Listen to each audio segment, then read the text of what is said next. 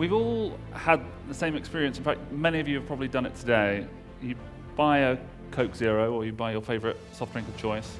You put it in the bin and you shut the lid and you put the bins out on collection day and then it magically disappears. Only it doesn't actually disappear.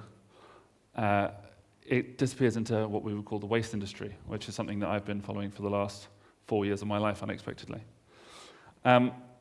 It's really fascinated me that we all talk about where our stuff comes from. We all talk about, is it fair trade, is it organic, is it this or is that? But very few of us have actually spent a lot of time thinking about where it goes after we're done. And the result is, many of you probably have realized we're living in a bit of a waste crisis. You look out and there's sewage in the rivers, you've probably seen that in the news. There's plastics in the oceans, you've probably seen some pictures of some turtles here and there.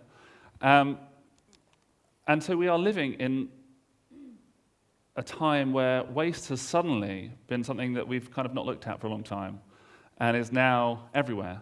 And I became fascinated with this question of, okay, well, how did we get here?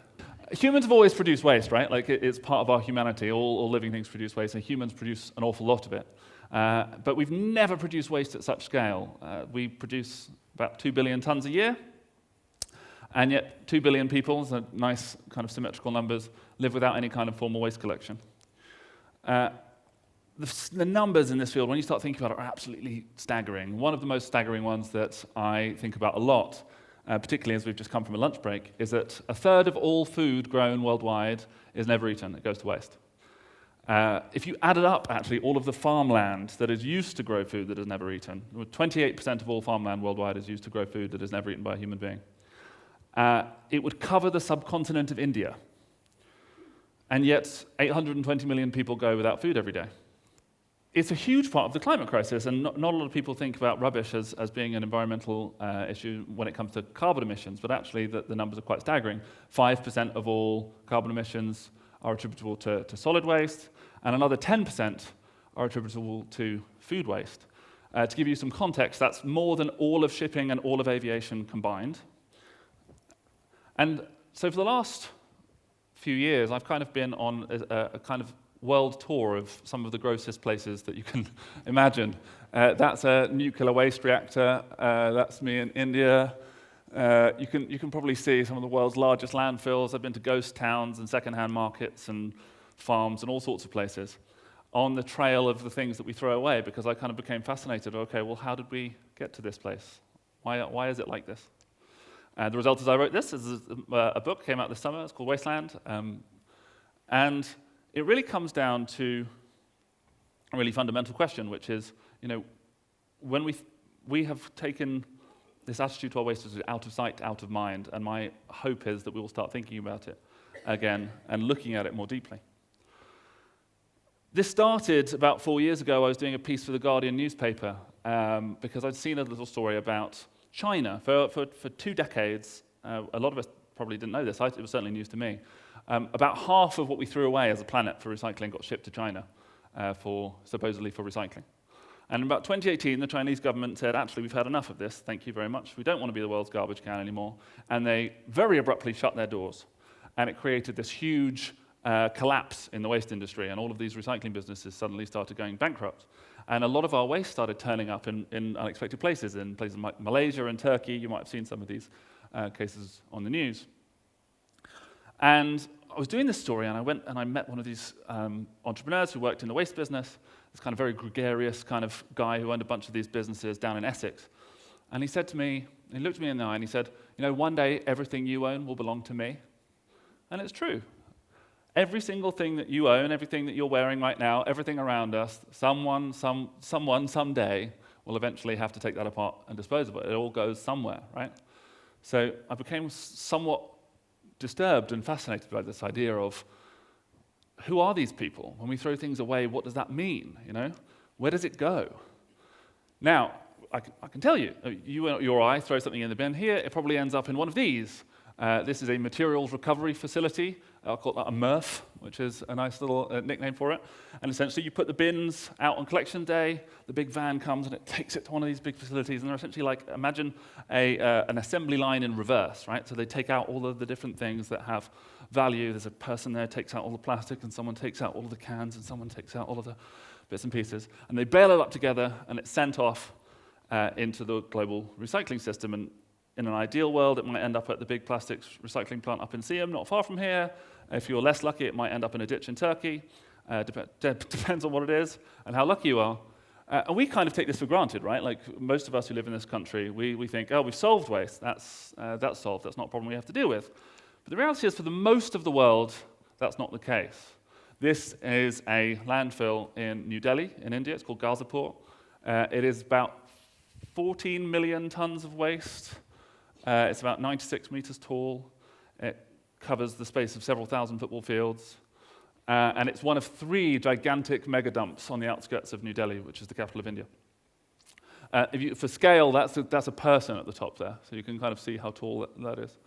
And I became fascinated with places like Ghazipur, not because they're gross to look at, but because it's a great illustration of how much waste we produce. Like the people in India aren't more wasteful than we are. It's just that they kind of put it out in the public, so you can kind of get a picture of the amount that we're consuming on a day-to-day basis. And the reality is that we consider waste as something that's been solved, but in actual fact, that for the majority of the world, it hasn't been solved at all. In fact, globally speaking, only 12% of all waste is recycled. The vast majority of it is either dumped or landfilled, even now, or it ends up burned. So we have this idea of, okay, well, we throw things away. What does away mean? You might have seen some of these news stories in the last few years. Instead of it going to China, we ended up flooding a lot, particularly Southeast Asia, with our recyclables, or unrecyclables in many cases. So you had these stories about Tesco bags and packets of beans and things showing up in places like Malaysia and Turkey, and I would talk to these activists, and they would send me these pictures on WhatsApp of the rubbish that they had found from local councils in the UK, often still in the recycling bags that you send them off in.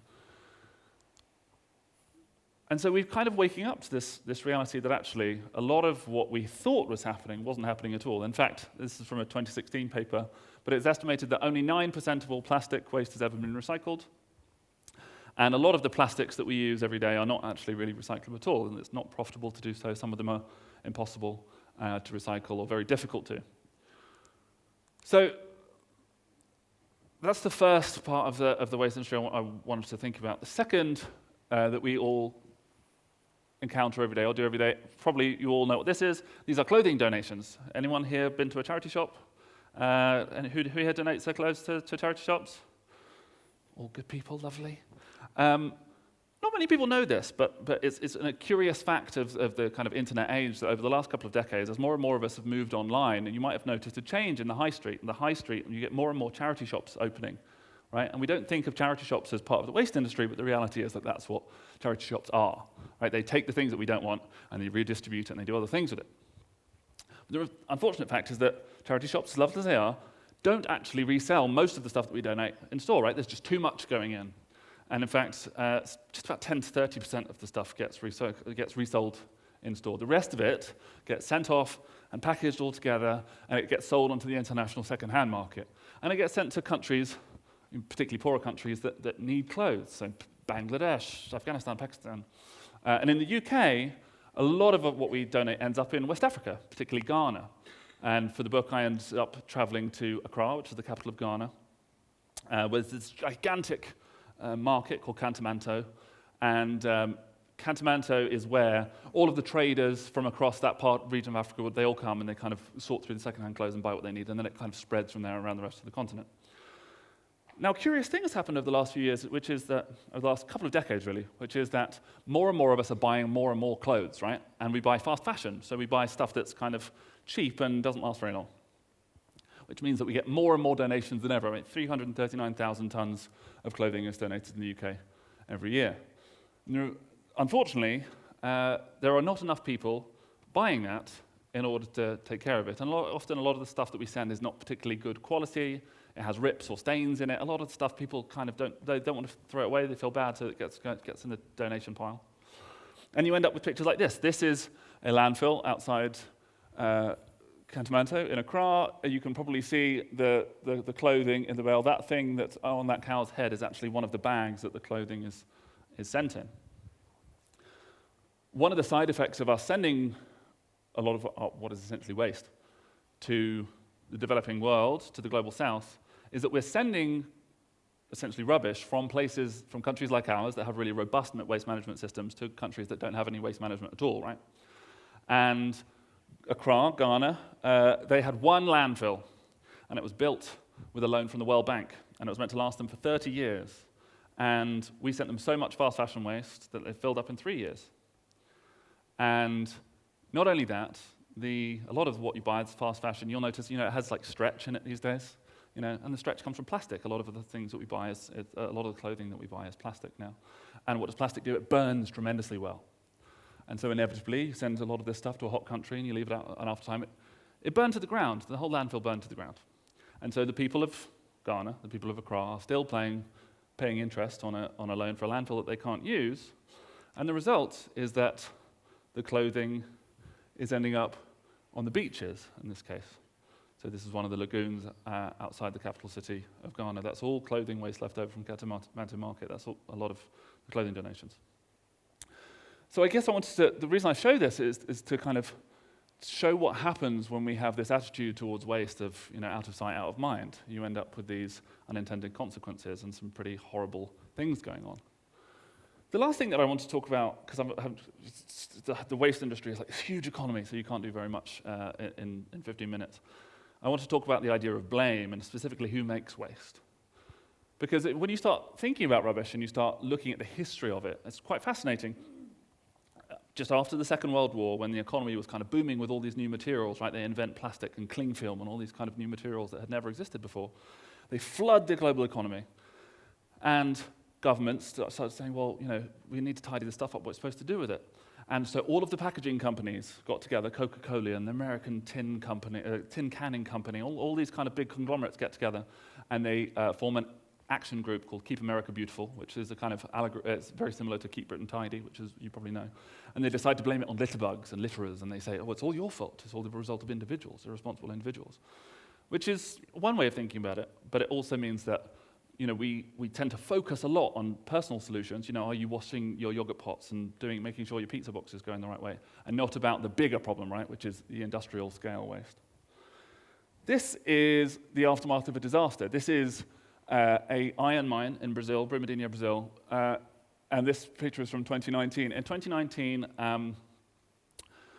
a dam holding back mining waste collapsed, and the resulting mudslide killed 270 people and destroyed a very large river ecosystem. And the reason I show this is because everything that we buy, the majority of the waste we're not talking about the packaging. You've got to think about what happens upstream, right? So you buy a can of Coke, it's made of aluminium, right? To mine a ton of aluminium, you have to mine 8 tons of bauxite out the ground in places like this. So the overwhelming majority of the waste that's created is not downstream from us, where we spend all of our time looking, all the time focusing on recycling. It's all made in the manufacturing process. This is a industrial runoff in a lake in Poland. That's all industrial waste running off into the sea. And I found out this absolutely staggering figure, which is that 97% of all waste by volume is created by industrial sources and not by households, not by individuals, right? So we're all talking about this problem as if we can buy another tote bag or buy a refill cup and everything will be fine. But actually, the bigger problem is much more fundamental, and it's about the way that our economy is geared towards consumption, and that part of all consuming is waste. This is part of my travels in India. That's what leather looks like being made. That's called wet blue. It's part of the tanning process in leather. So leather like this. This is offcuts. What I'm walking along there, it looks like something out of a Cormac McCarthy novel. Those offcuts from the leather factories drying out there in the sun. And once you start seeing where this waste happens, and it's always in parts of the world where we don't see or hear about, right? This is one of the things that's fascinating to me, is that we quite often inflict our waste upon the most poor and marginalized groups. And once you start thinking about it, it makes you question our ways of life a bit more fundamentally. I've got not very long left, but I want to very, very briefly tell a story about greenwashing, which is all of us are trying to do the right thing, right? Everyone who here recycles? Everyone? That's all good, by the way. I'll very briefly tell you a story. Does anyone here own a dog? Anyone here own a dog? Yes, there's some people down here. When you own a dog, you go to the shop and you buy the compostable poo bags, don't you? Everyone has, and then this, I promise this is the only time we'll talk about poo. Everyone's like, yeah, we do. You don't notice that you don't compost those bags, though, do you? They just go in the bin, right? Because there's no compostable collections anywhere. Everyone goes out and we buy these expensive, posh things because we think that actually they're going to biodegrade. And it turns out, recently, some scientists have looked at this, and it turns out that most of those compostable plastics do not biodegrade. They only biodegrade in these specially designed commercial composting facilities, of which there are very few. And when you go to those facilities, they don't actually accept that stuff because it clogs the machine and it doesn't actually compost very well. So we have, as a society, and this happened during the pandemic, is we swapped a lot of the stuff like recyclable plastic for these compostables, thinking we were doing better. And the result is we ended up burning most of it because we haven't got the infrastructure in place. There's a second short example, which is you might have seen recently, you see stuff like advertised as being made from ocean plastic. Have you seen these kind of things? You can buy like sunglasses and stuff, and they're made from ocean plastic. And then you look at the fine print, and the definition is actually prevented ocean plastic. And the industry definition is that any plastic collected within 50 kilometers of a river or sea in the global south. So that is literally billions of people live within that definition, by the way. That's like 70% of all of like urban population lives within that definition. It is a staggeringly meaningless number, right? But because we're all like being, oh yeah, we'll do our thing for the environment, so we buy more plastic because we think it's been fished out in the sea. So I just wanted to, I'm not saying you shouldn't do that, I'm just saying like we should be a bit more skeptical and a bit more thoughtful about the real solutions, and maybe the real solutions aren't in buying more stuff. Now, I've gone over time, sweetly, so before Herb asks me the inevitable question of what can we do, the first thing I want us to do is end greenwashing, make companies tell us the truth, tell the truth about where our recycling is really going, and make sure that it does stay here and it is reused. Buy less, buy better. If you buy a jumper and you wear it for twice as long, you have cut its waste footprint by 50% and its carbon emission by 50%. You know, I don't think we all need as much fast fashion as we probably buy. We need to fix this recycling system, and we need to end waste injustice, by which I mean like shipping this stuff onto some of the poorest people in the world and making sure that it's our problem and not theirs. And with that, I think I'm slightly over. That's me. Thanks so much.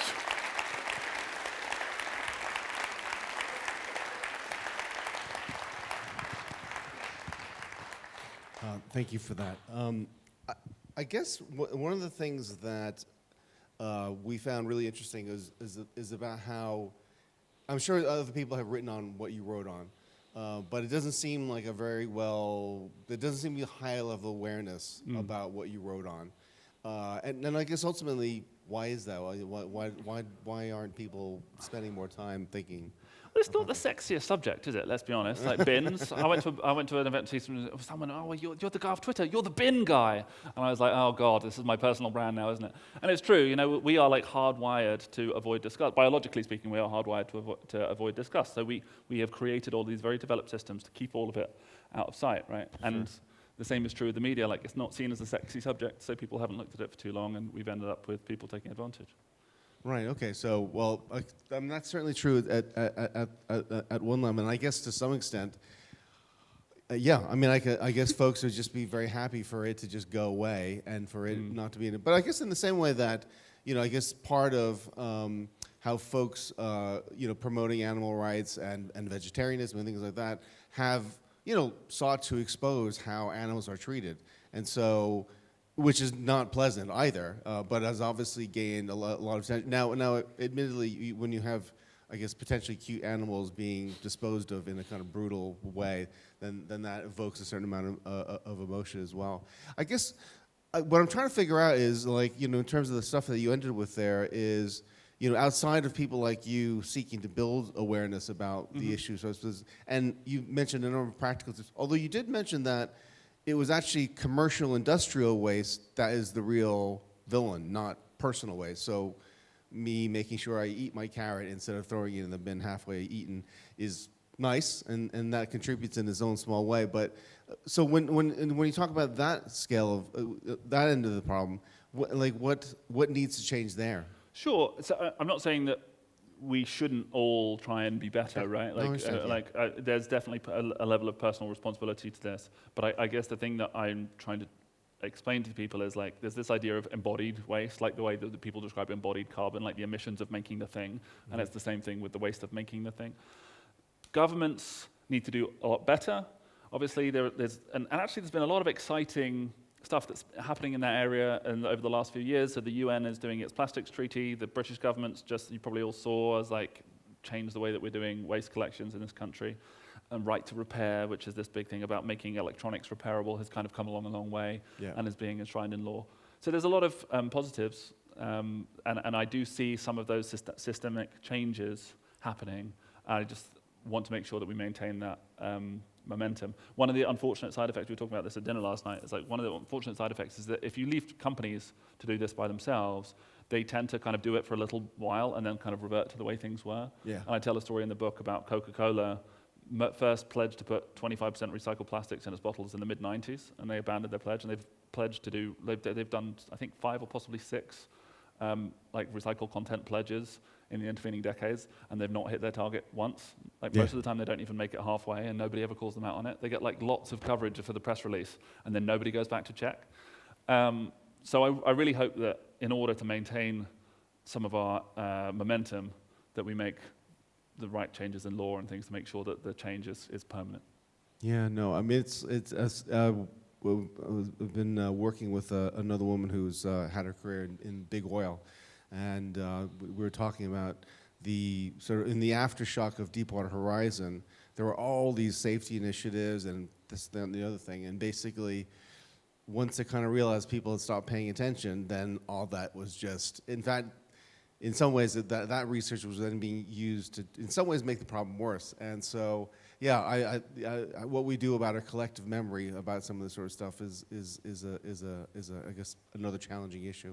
Yeah, and I think it all starts at home, and it all starts with awareness, right? And I think once people start being more thoughtful and paying attention to it, one of the things I'm always really struck by is I spent some time in India with waste pickers, and we don't really have waste pickers in this country, but for a huge part of the world, waste pickers are people who make a living sorting through recyclables. And they said, we don't call it waste, we call it materials. They know the value of all of it, right? Because it's their living. And I think if we can all have that attitude to everything, if you understand how much went into making that Coke can, then you'd start to value it a bit more, and we would all make sure that it went somewhere safely and didn't end up in a ditch somewhere. Yeah. So hopefully we can all, my hope is through the book, we can all start to value the things around us a little bit more and change people's mindsets. And maybe that will be permanent. We'll wait and see. Oliver, thank you so much. Thank you. Cheers. Thank you. I seem to be quicker. Thanks.